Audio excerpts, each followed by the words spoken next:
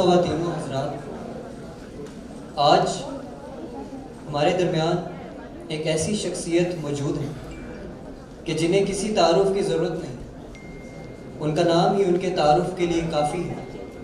اس بات میں کوئی شک و شبہ نہیں کہ اس کانفرنس ہال کی اس پہلی سیٹ سے لے کر آخری سیٹ تک ہر شخص، ہر بشر ان کو جانتا ہے، ان کو مانتا ہے، سنتا ہے، دیکھتا ہے اور تسلیم کرتا ہے کہ یہ اپنے ہنر میں ماہر ہے۔ نہ صرف ماہر بلکہ گرو جی کی حیثیت رکھتے ہیں۔ یہ عظیم شخصیت پریزیڈنٹ آف پاکستان کی جانب سے دیا جانے والا پرائڈ آف پرفارمنس ایوارڈ بھی اپنے نام کر چکے ہیں اور ساتھ مشاعرہ زندہ دلانے دبئی میں بھی ایوارڈ سے نوازے جا چکے ہیں۔ میں ان کی تصانیف، اچیومنٹس، کامیابی کی داستانیں یہاں بتانے لگ جاؤں تو شاید اس کانفرنس کا سارا وقت اسی تقریر میں لگ جائے گا، مگر ان کی سب سے بڑی کامیابی یہ ہے کہ انہوں نے اپنے فن سے ہمیں ہنسایا ہے۔ مجھ سمیت اس کانفرنس میں کئی لوگ ایسے ہوں گے کہ جنہوں نے زندگی میں کئی بار افسردہ ہونے پر یا کبھی زندگی کے کسی نازک مرحلے پر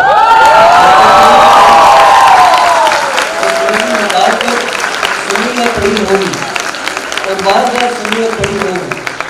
معزز خواتین و حضرات، مجھے یقین ہے کہ آپ لوگ بھی میری طرح ان کو سننے کے لیے بے قرار ہوں گے، تو مزید انتظار کیے بغیر میں اسٹیج پر دعوت دینا چاہوں گا اپنی مثال آپ، اپنے ہنر کا لوہا منوانے والے، the legendary, the one and only انور مسعود صاحب۔ آپ سب کی بھرپور تعریفوں میں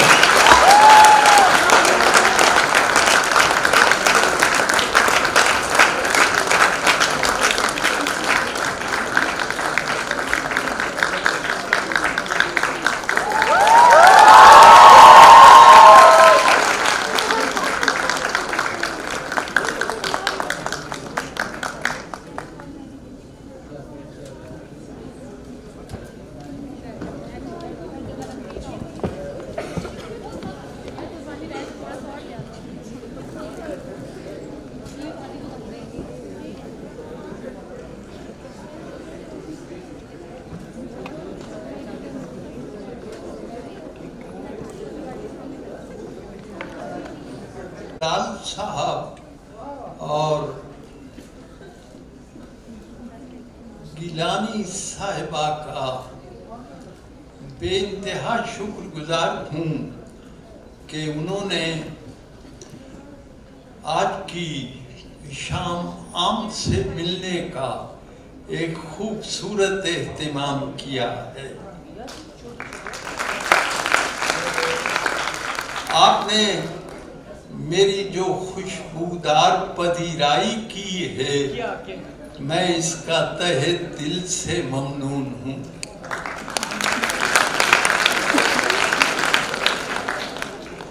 اور یہ فاطمہ صاحبہ اور فروخ صاحب یہ خود آئے تھے میرے گھر میں اور مجھے اس عظیم الشان اور بامقصد تقریب میں شرکت کرنے کی دعوت دی۔ میں ان کا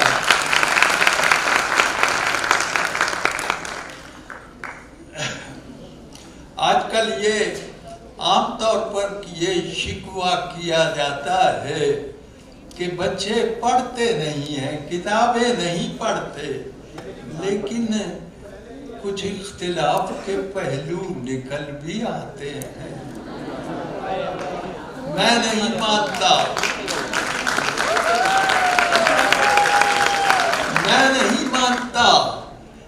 میں سمجھتا ہوں کتاب سے ہے عزیزوں کا رابطہ قائم، وہ اس سے اب بھی بہت فائدہ اٹھاتے ہیں۔ کبھی کلاس میں آتے تھے ساتھ لے کے اسے، اب امتحان کے کمرے میں لے کے جاتے ہیں۔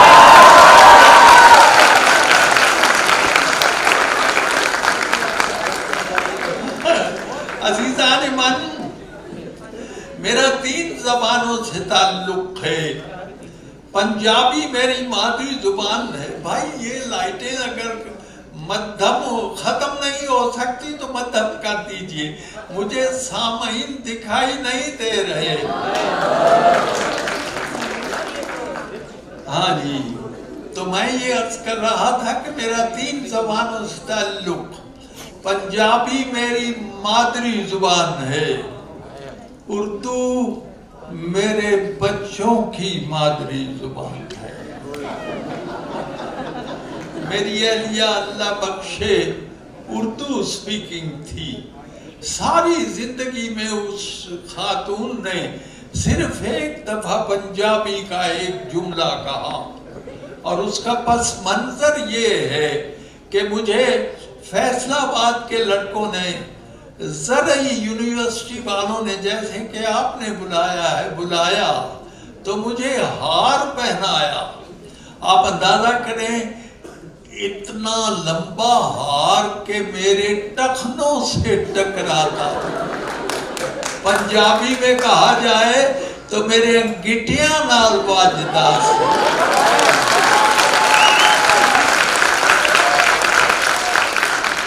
اور اس ہار کے نیچے ایک گدا تھا، اور سچا واقعہ ہے، مجھے کبھی نہیں بھولے گا. تو اس گدے کے اوپر سنہری کاغذ تھا، اس پہ لکھا تھا شادی مبارک.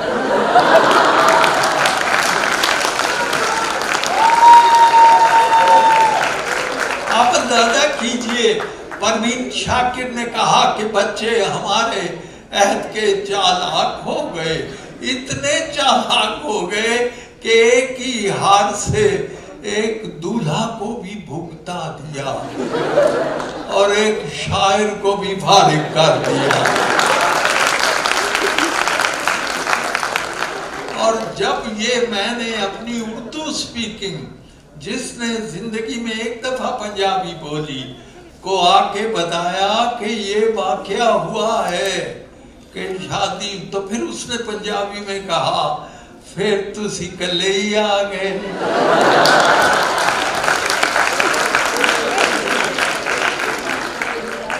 عزیزان من نے ایک بات یاد رکھیے، اردو میں جیسا کہ میں نے عرض کیا ہے میری بچوں کی مادری زبان ہے، اور فارسی میری تدریسی اور تہذیبی زبان ہے. میں نے 35 برس تک فارسی پڑھائی ہے اور جدید فارسی سیکھی. اور یاد رکھیں، اب تو ہمارے نصاب کی ترجیح نہیں رہی. یہ بڑے افسوس کی بات ہے. تو نے پوچھا ہے مجھے درد کہاں ہوتا ہے، ایک جگہ ہو تو بتاؤں کہ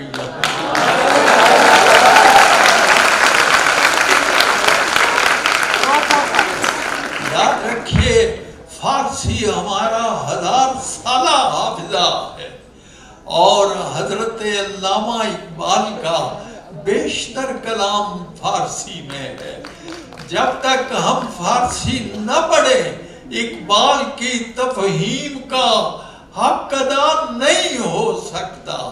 تو بہرحال میں کیا عرض کروں، آپ نے جو مرتبین ہیں نصاب کے، انہیں یہ دکھائی نہیں دیتا. بھارت کا ایک پروفیسر عبد المغنی، انہوں نے کہا، دیکھو اقبال نے اردو میں تو 3 کتابیں لکھی ہیں شعروں کی، باغ درا، بال جبریل اور ضرب کلیم، اور ایک تھوڑا سا حصہ ارمغان حجاز کا. باقی سارا کلام ان کا فارسی میں ہے. اور جب تک ہم فارسی نہ پڑھیں، اقبال کا حق ادا نہیں ہو سکتا.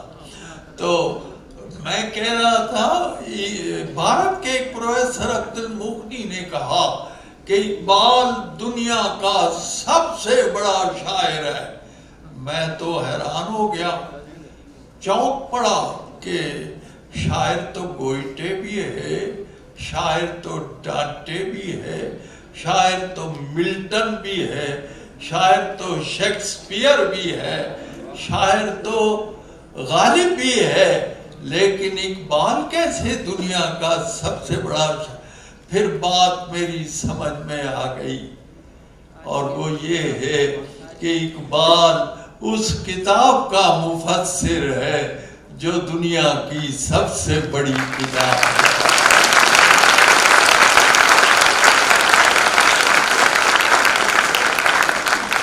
حضرت علامہ فرماتے ہیں گر دلم آئینہ بے جوہر است، اگر میرے دل کے آئینے میں کوئی جوہر نہیں، ورب حرفم غیر قرآن مزمر است، اور اگر میں نے کوئی قرآن سے ہٹ کے بات کی ہے، حضور سے کہہ رہے ہیں روز محشر خار و رسوا کن مرا، تو آپ قیامت کے دن مجھے ذلیل کر دیجئے اور بے نصیب بس بوسہ پاک کن مرا، اور مجھے اپنے پاؤں کے بوسے سے محروم کر دیجئے اگر میں نے قرآن سے ہٹ کے۔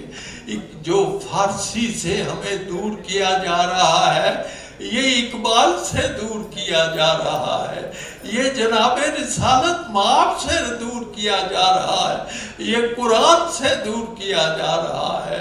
اس کا کوئی سوچنے کی بات ہے، اس کا کوئی سطح باب ہونا چاہیے۔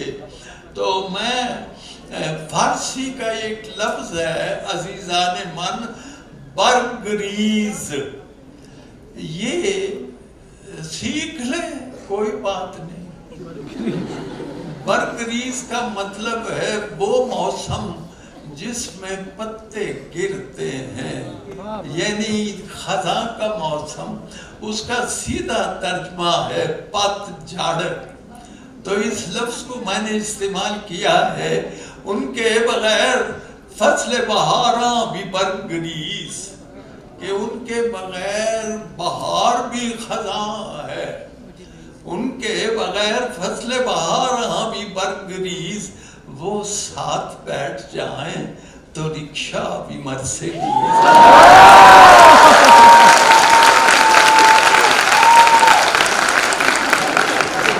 ان کے بغیر فصل بہاراں بھی برگریز، وہ ساتھ بیٹھ جائیں تو رکشہ بھی مرسیڈیز۔ میری سمجھ میں آ گیا سارا معاملہ۔ لڑکے نے جب کہا، لڑکی نے جب کہا کسی لڑکے سے بدتمیز، میری سمجھ میں آ گیا۔ ہاں جی، وزیر، ایک دن میں اخبار پڑھ رہا تھا تو ایک دن کی اخبار کی خبریں، آپ نے یہی موضوع رکھا ہے نا پردے کے بارے میں، تو اخبار پڑھ رہا تھا تو اس میں 4 خبریں، میں نے، کوئی کسی کو مجبور نہیں کر سکتا کہ آپ کون سی خبر پہلے پڑھیں، کون سا صفحہ پہلے پڑھیں۔ میں نے جس ترتیب سے ایک دن کے اخبار کی 4 خبریں پڑھی ہیں آپ تک پہنچاتا ہوں۔ پہلی خبر ہے وزیر خارجہ، اس زمانے میں ہنا ربانی صاحبہ تھی، وزیر خارجہ، پہلی خبر، وزیر خارجہ ترکی کے دورے پر ہے کل سے۔ دوسری خبر، گھروں میں گیس کی بندش مسلسل ہو گئی ہے، گھروں میں گیس کی بندش مسلسل ہو گئی ہے۔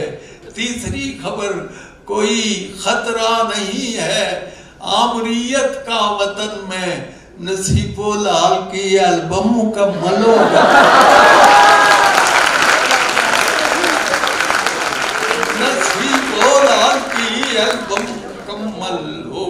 بڑے صاحب ذوق لوگ بیٹھے ہیں، امریکہ سے جو روشنی آتی رہی پہ ہم اس پہ دل و جان سے فدا ہوتے رہے ہیں۔ کیا اس میں کوئی شک ہے کہ ایوب سے اب تک ہم لوگ مشرف بضیاء ہوتے رہے؟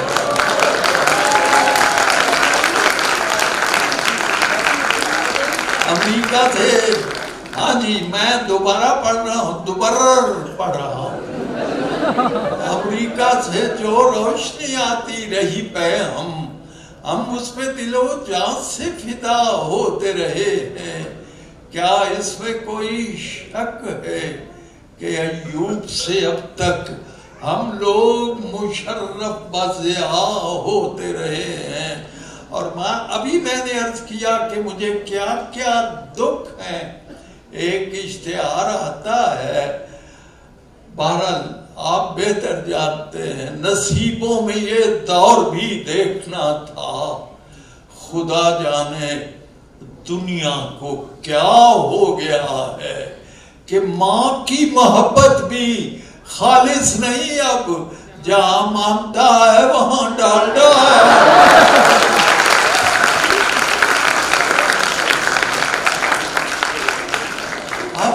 میرے کہنے پر پچھلے گورنر صاحب نے اس اشتہار کو بند کر دیا تھا، لیکن اس حکومت کے جانے کے بعد یہ پھر شروع ہو گیا ہے.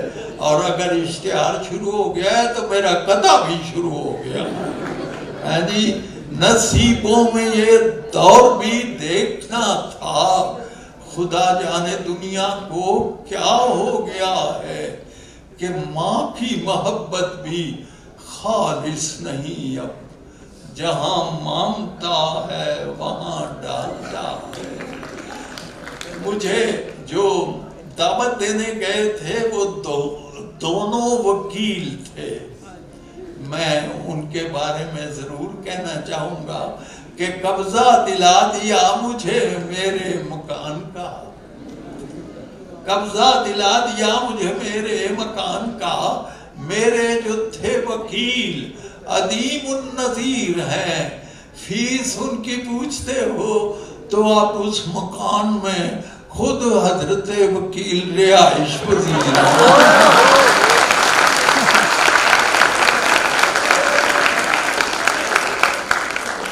فیس ان کی پوچھتے ہو تو اب اس مکان میں خود حضرت وکیل رہائش پذیر ہیں.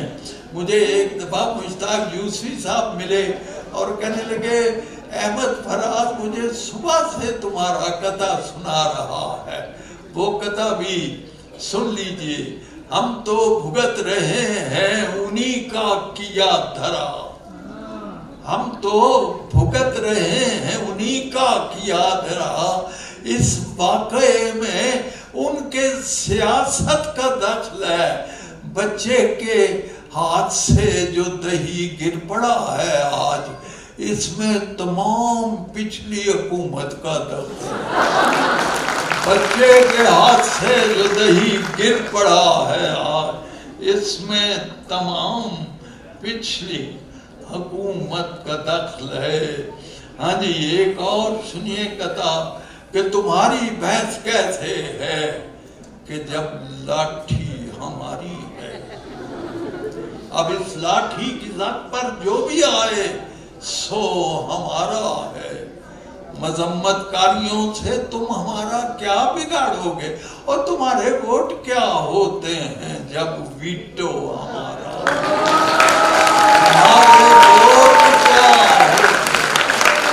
جب ویٹو ہمارا. اور ایک عام مشاہدہ ہے، گارا بنا رہا تھا جو مزدور راہ میں، گارا بنا رہا تھا جو مزدور راہ میں، پوچھو نہ بے تکلفی اس مہربان کی، نالی کا اس میں آب نجس بھی ملا گیا، مٹی پلید کر گیا مالک مکان کی، مٹی پلید کر گیا مالک مکان کی. اگر ابھی تک آپ نے میرا یوٹیوب چینل کلیات انور مسعود سبسکرائب نہیں کیا تو اب کیجئے اور شیئر کیجئے.